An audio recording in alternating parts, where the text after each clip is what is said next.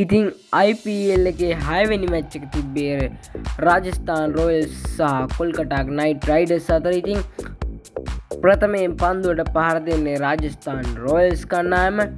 මෙහිදී රාජස්ථාන් රොයල්ස් කණ්ඩායම ලකුණු 151ක් ලබා ගන්නවා විකට් 9කට. ඉතින් මේ මැච් එකේදී අපේ මහියයි වනිදු රඩපංගයි සෙල්ලම් කරනවා. ඉතින් බැට් කරද්දී අපේ වනිදු රඩපංග බෝල 4ට ලකුණු 4ක් ගහලා අවුට් වෙලා යනවා.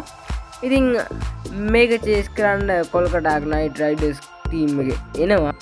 ඉතින් KKRලා මේක ඊසි මේක චේස් කරනවා. ඇතනකුත් ක්වින්ටන් ඩිකොක් ලකුණු 97ක් ලබා ගන්නවා. ඉතින් දන්නවනේ ඉතින් ඩිකොක් ෆෝම් වුණොත් එහෙම ඉතින් මට කියන්න දෙයක් නැහැ. ඉතින් සදා සොත්ති තමයි කියන්නයි තියෙන්නේ. ඉතින් ඒ වගේම තමයි මේ මැච් එකේදී අපේ වනිදු රඩපංග එක විකට් එකක් ගන්නවා. ඉතින් මේ විකට් එක ගත්ත ගමන් වනිදු රඩපංගට පුෂ්ප ආවේශ වෙනවා. ඉතින් ඔයාලා හැමෝම දන්නවා අපේ වනිදු රඩපංගට එක එක වෙලාවට එක එක ඒවා ආවේශ වෙනවා. වෙලාවකට නයි පෙන්නනවා, වෙලාවකට ඇඟිලි දෙකක් දික් කරනවා, තවත් වෙලාවකට මොකක් සෙට් වෙලාගේ බොක් ගාලා හයියෙන් කෑ ගහනවා. ඉතින් දැන් පුෂ්පගේ ඇක්ෂන් පෙන්නනවා. ඉතින් කොහොම කෙසේ හෝ කමක් නැහැ අපේ වනිදු රඩපංග එක විකට් එකක් ගත්ත එකට අපිට සතුටුයි. ඉතින් ඒ විකට් එක ගැන කිව්වොත් එහෙම එයා ඒ විකට් එක ගන්නේ පන්දු ඕවර් 3යි ලකුණු 34ක් ලබා දෙනවා පන්දු ඕවර් 3ට. ඉතින් කොහොම නමුත් කවන්නේ වනිදු රඩපංග ඉස්සරහට සුපිරි වැඩක් කරමු කියලා අපි බලාපොරොත්තු වෙනවා. ඒ වගේම තමයි මයියට නම් එක විකට් එකක්වත් ගන්න හම්බෙන්නේ නැහැ. කෙසේ කොහොම හරි